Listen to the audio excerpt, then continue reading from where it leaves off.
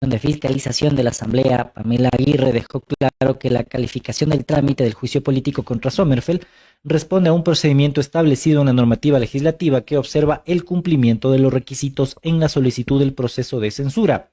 La asambleísta Yajaira Urresta del movimiento Revolución Ciudadana presentó el pasado 25 de abril la solicitud para el juicio político que ya fue aceptada por el Consejo de Administración Legislativa de la Asamblea, organismo, trasladó el expediente a la Comisión de Fiscalización. El procedimiento parlamentario implica un trámite de notificación de juicio político a la canciller, quien tendrá la oportunidad de demostrarse cumplido o no sus funciones, comentó la asambleísta Aguirre, que también es parte de la Revolución Ciudadana. Vamos a ver un video a propósito de este tema. La canciller está a horas de su juicio político. La Comisión de Fiscalización iniciará esta tarde el proceso contra Gabriela Sommerfeld y con el archivo de otros 3 juicios que definieron ayer, se ahorraron más de 3 meses. La ministra es acusada de incumplimiento de funciones por la irrupción en la Embajada de México para detener a Jorge Glass. Hasta ahora, solo el correísmo es directo. Sus asambleístas van con todo por la censura. Si el presidente de la República no entiende que tiene una canciller que es incapaz, que es una canciller que no tiene idea de la política internacional y que nos está haciendo caer en el bochorno internacional, y no entiende que tiene que cambiarla, bueno, será el Parlamento en el que el marco de la Constitución y la ley la censura y la destituya. En el Partido Social Cristiano reconocen que puede existir un posible incumplimiento de funciones, pero dicen que esperarán al juicio para conocer los argumentos a favor y en contra. Y si hay una responsabilidad política en las acciones o en este caso las inacciones, tenga la seguridad de que nosotros tomaremos una postura. En esto coinciden con Pachacuti, que aunque no quieren adelantar criterio, sí critican la acción en la embajada. Es un precedente nefasto para nuestro país y también para el resto de países. En ese sentido, analizaremos a cabalidad. Requieren 92 votos para la censura de la funcionaria y con estas bancadas no basta. El otro miembro de la nueva mayoría, Construye, también toma con cautela la decisión sobre la ministra. Algunos de sus legisladores apoyaron la detención de Glass en la embajada, aunque tenían dudas en la forma. ¿Cuáles son las acusaciones? ¿Dónde está el incumplimiento? ¿En qué articulado? ¿En qué acción específica? ¿Quiénes tomaron las decisiones? Hay varios elementos que todavía no conocemos. El oficialismo dice que haber archivado los juicios del gobierno de Lasso para llegar a los del régimen de Noboa demuestra las intenciones de la oposición. Que quieren ir ya por los ministros del actual gobierno, por la gestión que han realizado, atacando así la gobernabilidad del país. El proceso contra la ministra en la Comisión de Fiscalización puede tomar un mes. Luego, con la recomendación de esa mesa, pasa al Pleno para la decisión final. Tan bravos. Y Natalie Farinango dice, no, es que ya quieren ir ya por los ministros de este gobierno, pero para los ministros del anterior gobierno se estaba bien, entonces. Parece, sí. ¿Cómo es eso? Son intocables, no pueden decirles nada. No sé, yo no los entiendo muy bien a los asambleístas de ADN. Ahí le tenías ahí a Valentina Centeno en haciendo un pedido para que hagan investigaciones por las declaraciones de Rafael Correa. Yo digo, Rafael Correa puede decir lo que quiera, o sea, al final el mismo Daniel Noboa puede decir lo que quiera. O sea, no sé, ya ahora uno tiene que tener cuidado porque capaz y mañana sale Valentina Centeno o sale Natalie Farinango, cualquiera de los asambleístas de ADN. Vamos a investigar a BN Periodismo, a Israel Carrasco, Andrés Urbano y Francisco Contreras por las declaraciones que han dado que ponen en peligro la seguridad y la integralidad del Estado. Imagínate que llegue eso, que por cierto, pasó. Fuera de bromas, no estaría lejos de la realidad y que ya pasó y que por eso Alondra Santiago está fuera, por cantar el himno. O sea, ni para decir que Alondra Santiago dijo, me invento cualquier cosa, no, es que Daniel Noboa tiene negocios raros en tal lado. Dices, uy, cuidado, Alondra, hazte cargo. Tanto el himno. No se sorprendan si mañana algún otro periodista luego le dicen, no, es que estaba poniendo ¿cómo se llama?, en peligro la seguridad pública y del Estado. Entonces, mejor llevémosla a la RUC para investigar. Cuidado. La seguridad y la estructura del Estado, claro, es lo que argumentó el gobierno nacional para deportar a Alondra Santiago, quien, de hecho, este jueves hay la audiencia para ver si es que este proceso avanza como está o si se detiene y ella pueda regresar al país. Pero sí, los de ADN están cabreados, están enojados por el adelanto de los juicios políticos a sus funcionarios, Primero viene Gabriela Sommerfield, luego llega Mónica Valencia. Y ya para prepararnos para la entrevista con Lenín Barreto, quien es asambleísta de la Revolución Ciudadana, asambleísta por Manabí y parte de la Comisión de Fiscalización, vamos a reflexionar sobre los juicios políticos, pero también vamos a hablar de unos audios. Ustedes también han pedido en la caja de los comentarios que mostremos, que charlemos. Son audios que duran como 18 minutos, pero hay un reportaje pequeño de Venezolano News, publicó estos audios, donde ven una conversación entre Leonardo Toledo y Francisco Fierro. Ustedes se preguntarán, ¿quién carajos es Leonardo Toledo? Leonardo Toledo es abogado de Mayra Salazar y Francisco Fierro es abogado del Banco del Pacífico.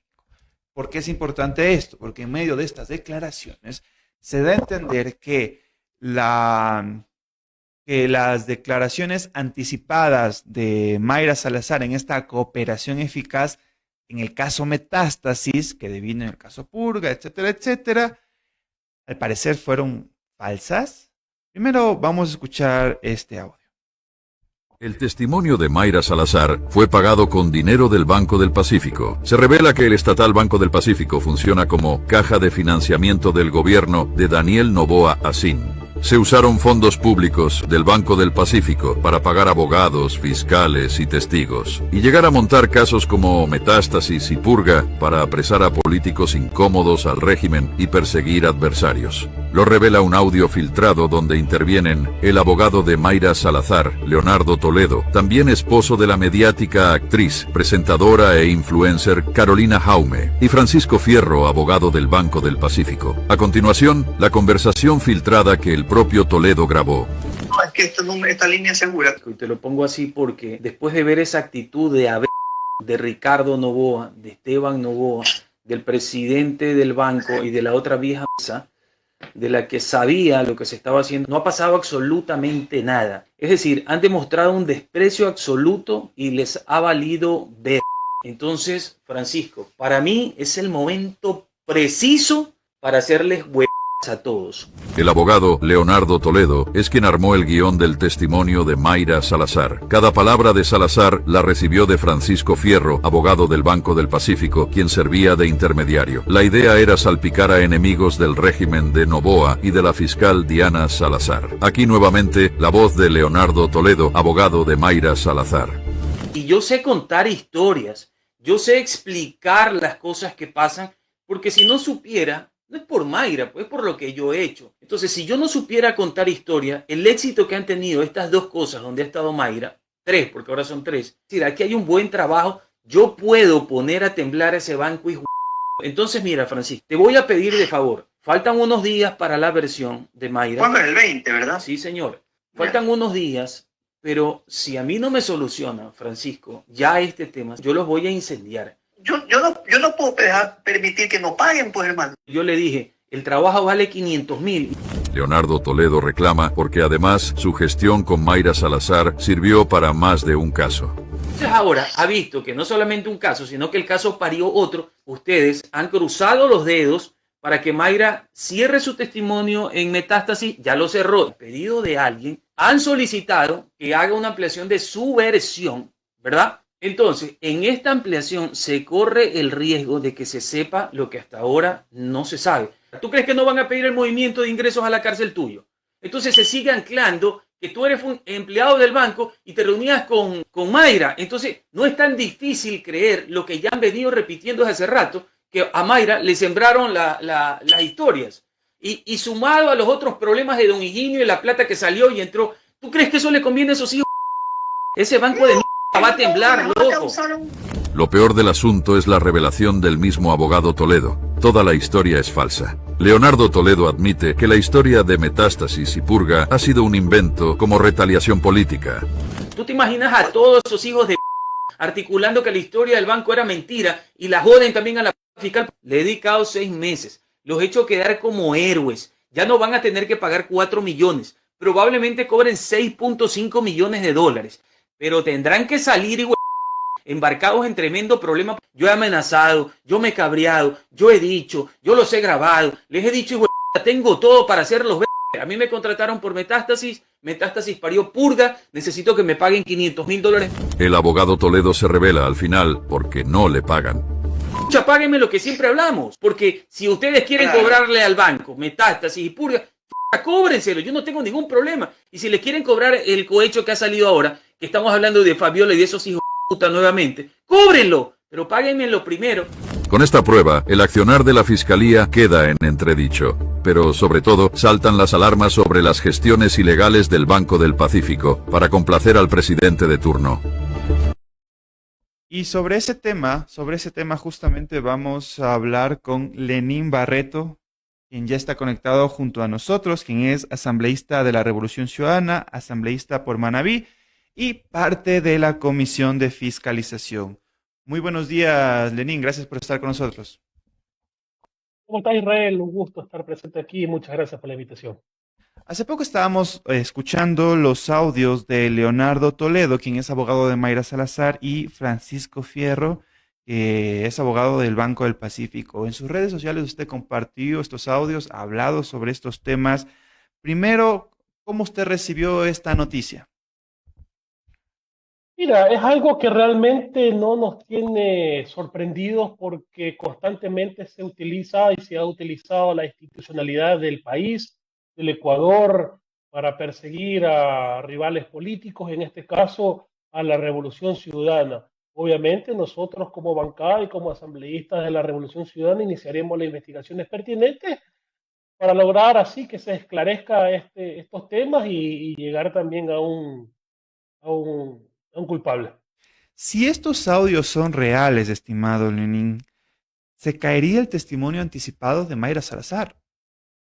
Totalmente, mira, no sé si has revisado ayer, el día de ayer justamente tuvo una entrevista a Ricardo Novoa, que es uno de los aludidos dentro de este audio entre el abogado del Banco Pacífico y el abogado de Mayra Salazar. En ningún momento desvirtuó esos audios, en ningún momento dijo que no, que nunca había intervenido sus representantes, sus delegados, sus allegados, qué sé yo. El único que dijo es que sí le habían ofrecido los servicios jurídicos, este abogado, pero nunca los aceptó. Bueno, habría que revisar realmente si es que esto se dio o no se dio, pero sin embargo, en el caso de haber conocido el Banco del Pacífico como banco estatal, debió haber realizado la denuncia respectiva.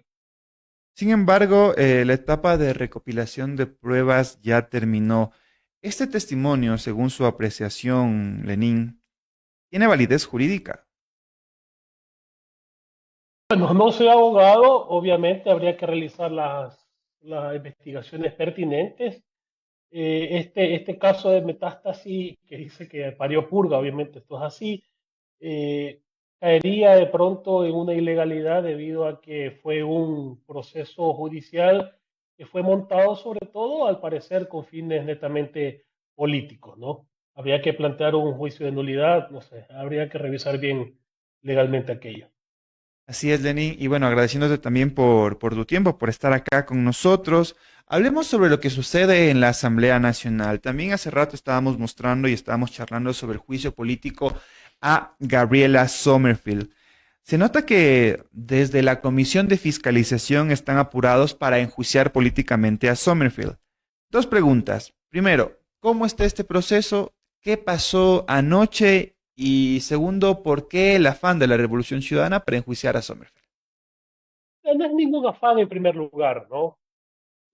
Recordemos cómo fue la génesis de los juicios políticos, por ejemplo, en contra de Pablo Arosemena, en contra de Ivonne Montalvo, si mal recuerdo es así, que es la secretaria de la CNCID, ex secretaria de CNCID, Pablo Arosemena, ex ministro de Economía y Finanzas.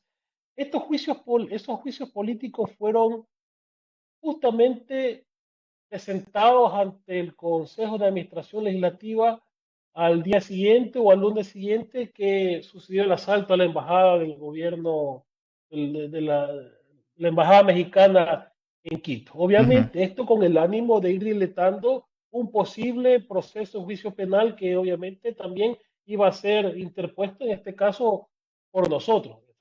Quería darle algo de lentitud y algo de tiempo, ¿no?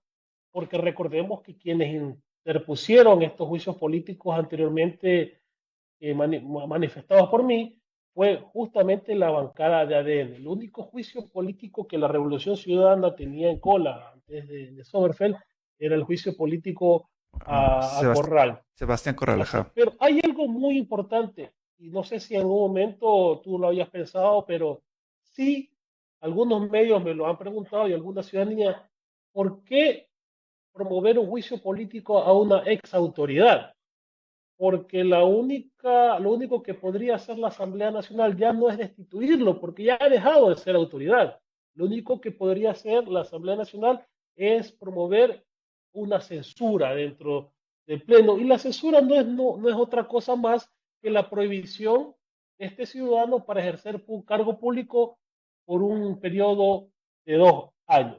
Entonces, no, yo no creo que sería muy conveniente y por esa razón estoy inclusive trabajando un proyecto de ley para que tanto el Pleno como la Comisión de Fiscalización pueda resolver y pueda de pronto priorizar algunos procesos políticos con el ánimo de acelerar sobre todo de aquellas que son autoridades en funciones. Entonces, algo que podríamos discutir y que aportaría mucho al enriquecimiento de este debate. Claro, es bastante importante eso, porque se ha discutido lo suficiente sobre el uso de los juicios políticos para personas que ya no ejercen funciones, porque sencillamente quedaría en una censura, una prohibición de 2 años de ejercer un cargo público y nada más. Pero es curioso esta reflexión porque desde la Revolución Ciudadana, gente de la RC planteó este juicio político a Sebastián Corral sabiendo que ya no estaba en funciones. Sí, efectivamente, pero hay que recordar también que el quitar un juicio político no exime las responsabilidades penales y civiles que puedan tener estas autoridades, ¿no? El ex secretario de la Administración Pública, Sebastián Corral, tendrá que responder a la justicia, tanto en manera administrativa como penal. Recordemos las inhabilidades que él recayó como funcionario del Estado y obviamente hay que recurrir a estas instancias. Claro que se vuelve algo complejo porque todas las instituciones de control están sometidas a un poder político que está representada sobre todo en la Fiscalía General del Estado y la Contraloría. Y por eso es necesario revisar su conformación e inclusive estar pendiente de los procesos de renovación de estas autoridades. Y bajo la lógica que usted nos explicaba, Lenín, bajo esta lógica sobre los juicios políticos a personas que ya no están en la función pública, en un futuro ya no habrá la necesidad de este tipo de juicios políticos, sino es solo a personas que están en funciones. La Comisión de Fiscalización debería trabajar solamente con personas que están ejerciendo la función pública, más no las personas que salieron. Yo no considero eso lo correcto. Lo que considero es que habría que priorizar.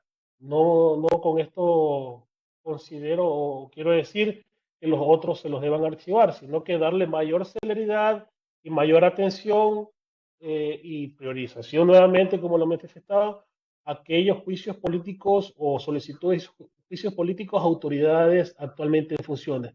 Que de pronto cuando ya hayamos despachado y solucionado los juicios políticos a ellos, vayan y continúen los pendientes a los que ya no están en ejercicio de sus funciones. Y este cambio, ¿cómo se lo puede hacer? ¿Se lo puede hacer mediante alguna reforma legal? ¿Qué se está pensando? Totalmente, una reforma a la ley orgánica de la función legislativa. Eso lo hemos pensado, lo estoy trabajando. Obviamente hay que hacerlo de manera seria y responsable, porque también esto podría provocar que caigamos en cierto punto de, de, de dejar una justicia pendiente por no haber tomado de pronto sustanciado estos juicios a exfuncionarios. Y quería preguntar, Cierta impunidad. y hace rato le pregunté y no me respondió Lenín, ¿qué pasó anoche con el juicio político a Gabriela Sommerfield? Bueno, el juicio político fue calificado a las 4:40, 4:50 de la tarde. Sesionamos la Comisión de Fiscalización y Control Político, revisamos si es que estos juicios políticos habían cumplido con los requisitos demandados por la ley orgánica de la función legislativa. Tuvimos 5 votos, 3 abstenciones, 1 en contra. Allí sí, y cuestiono el proceder de los compañeros que se abstuvieron y votaron en contra porque teníamos que conocerlo de manera inmediata. yo creo que este momento el juicio político es la oportunidad para comprobar la inocencia o culpabilidad de la funcionaria en cuestión, ¿no? Además de que también, no sé si tú recuerdas, cuando sucedió el asalto a la embajada mexicana, eh, nosotros como Comisión de Fiscalización y Control Político, a través de la presidenta Pamela Aguirre, realizó una convocatoria a las autoridades que estaban implicadas en todo este escándalo, ¿no? Ajá. Pero de manera ilegal, el presidente de la Comisión de Relaciones Internacionales le realiza una nueva convocatoria y era un ir y jala más temprano, 20 minutos, 5 minutos más temprano. Y ahí es cuando nosotros, a pesar de haber realizado primera, nosotros haber sido la primera comisión de haber realizado la convocatoria, no tuvimos quórum. ¿Y sabes por qué no tuvimos quórum? Porque mismos asambleístas de nuestra comisión boicotearon esta sesión. La asambleísta Vela, la asambleísta Rogel, la asambleísta García, la asambleísta Alvarado y el asambleísta se me escapa uno. Y el asambleísta Omajinga no nos dieron quórum en la misma sesión y se fueron a hacerle coros a los ministros de Estado. ¿Y qué implica este juicio político? Es decir, ¿cuánto tiempo se demorarían? ¿Cómo está el tema de los plazos? Los plazos podrían ir de 25 a 30 días. Una vez que el día de ayer se realizó la notificación a las partes denunciantes y las partes proponentes de la aprobación del juicio político dentro de la comisión, tienen 15 días estas personas para presentar las pruebas de cargo y de descargo a la comisión. Luego tendrán 10 días para realizar la actuación de estas pruebas y 5 días para la elaboración y aprobación del informe, obviamente, y podría pedirse una prórroga de 5 días más para este dicho informe. Vamos a ver, 25 o 30 días es el término donde ya podríamos tener resultados de la recomendación por parte de la Comisión de Fiscalización y Control Político y posterior discusión dentro del Pleno. Y para que nos quede claro y que la ciudadanía entienda, hay esta recomendación desde la Comisión de Fiscalización, va al Pleno de la Asamblea Nacional donde se necesitan los votos. ¿Hay los votos? Así es. Tendremos que ver, como es una ministra de Estado, necesitan 92 votos para proceder a la destitución y censura. Tendríamos que ver los procesos de sustanciación, ver las pruebas de cargo, de descargo, cómo se defiende el uno, cómo acusa el otro, y definitivamente llevar nuestra postura al Pleno de la Asamblea Nacional para que éste decida. Recordar a todas las personas que estamos hablando con Lenín Barreto, asambleísta por la Revolución Ciudadana y también asambleísta por Manabí, y parte de la Comisión de Fiscalización, una comisión de fiscalización que ha estado movidito en estos días porque también trataron el tema de Wilman Terán, ya que en la Comisión de Fiscalización estuvo este caso que con el voto dirimente de Pamela Aguirre, la presidenta de la comisión y también parte de la Revolución Ciudadana, propuso la moción del archivo del juicio político a Wilman Terán. ¿Por qué? Lastimosamente, el mismo proponente de este juicio político, que es el asambleísta Jorge Peñafiel, no demostró la culpabilidad de estos funcionarios en cuestión, ¿no? Yo creo que es responsabilidad de él. Él presentó más de 10.000 hojas como pruebas documentales, pero no actuó ni una.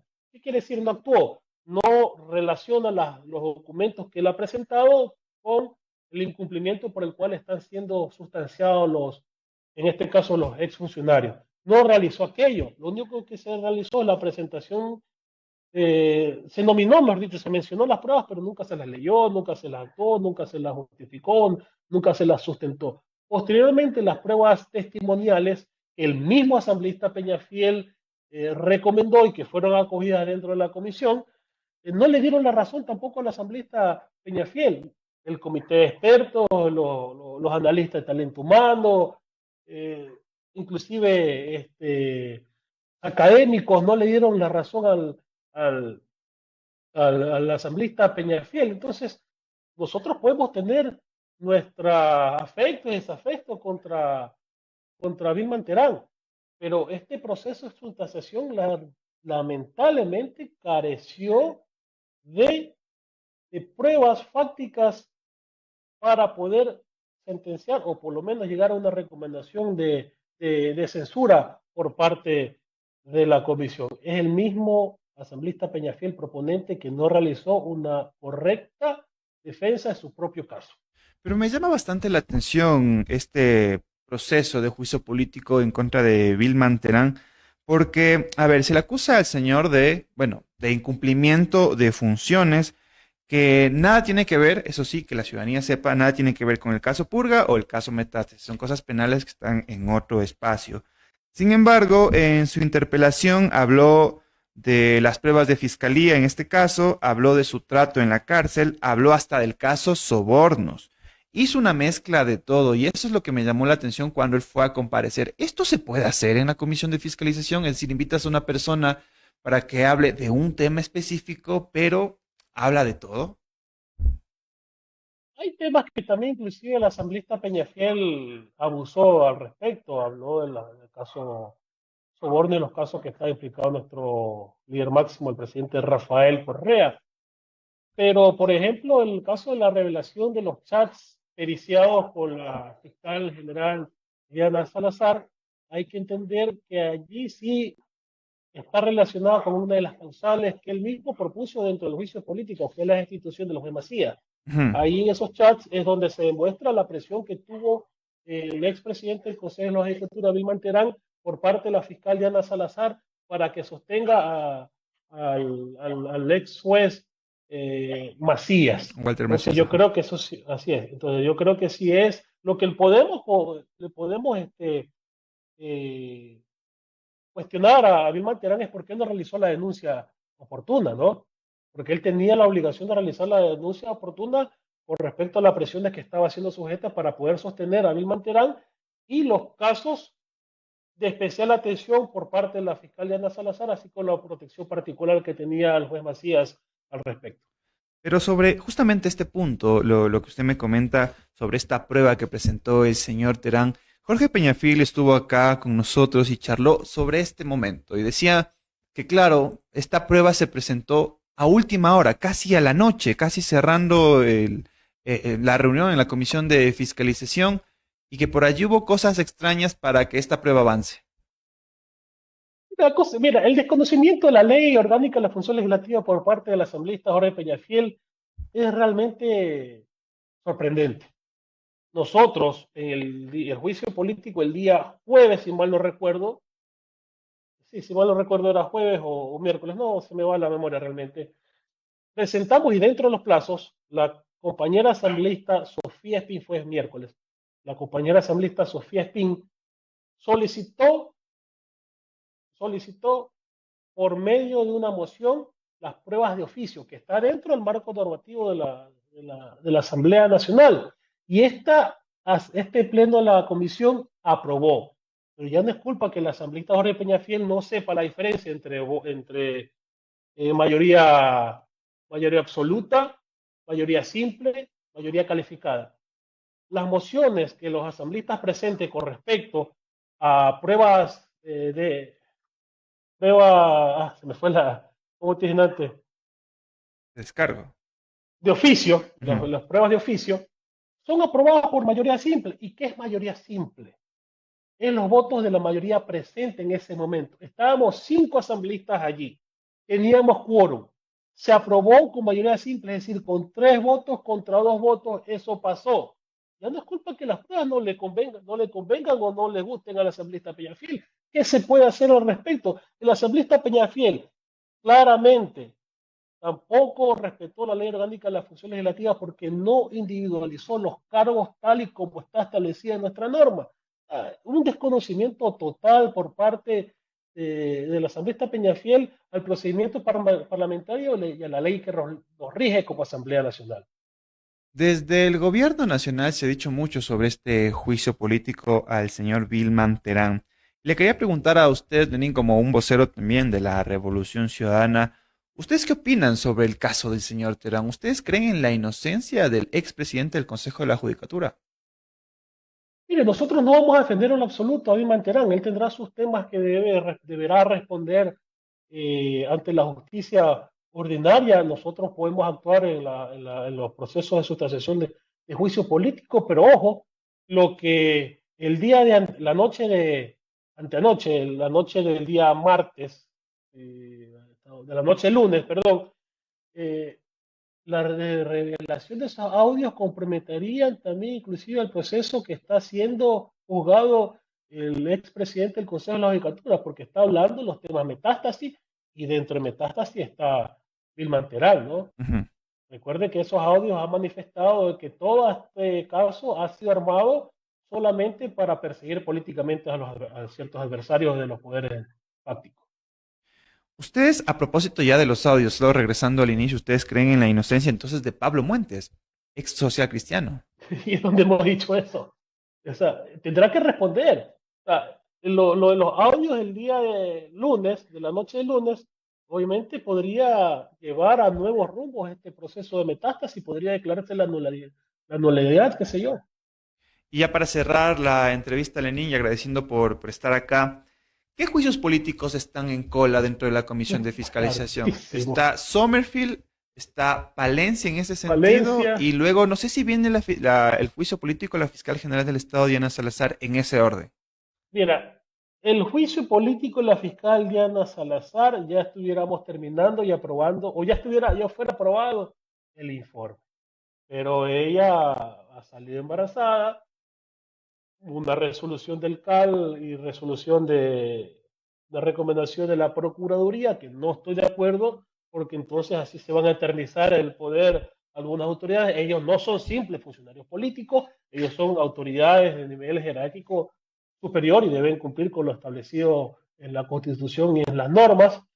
Pero al parecer a la fiscal puede estar en, en juicios de 5 horas paradas hablando y al parecer no les afecta en lo absoluto al estado de gestación, ¿no? Entonces tenemos que revisar como comisión y como asamblea cuál es el estado de gestación de la fiscal Diana Salazar y si ha salido de riesgo, ¿no? Porque de manera inmediata, una vez ya terminado este juicio político, si ya logramos conocer de que puede ser sujeta o sea, puede asistir al juicio político, será el siguiente juicio político que estaría en cola. Es decir, Después de este Sommerfeld. después de Sommerfield, dependiendo Así de es. lo que pase con Diana Salazar, podría ser Diana Salazar. Así es. Y luego Mónica Palencia. Luego Mónica Palencia. Y ya sé que le estoy tomando la lección, pero ¿quién va después de Mónica Palencia? Es que mira, hay tantos juicios políticos en cola. Yo creo que está uno de ellos, es el juicio político al consejero Guarderas.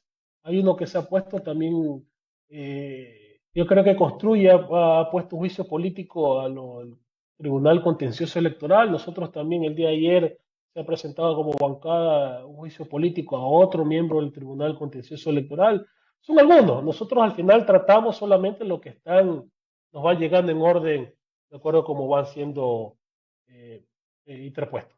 Muchísimas gracias, Lenín. Gracias por estar con nosotros. Igual esperamos tenerte próximas oportunidades para hablar sobre el trabajo de la Comisión de Fiscalización y cómo avanzan los juicios políticos que están en cola en el legislativo. Mucho gusto, muchas gracias. Hasta luego.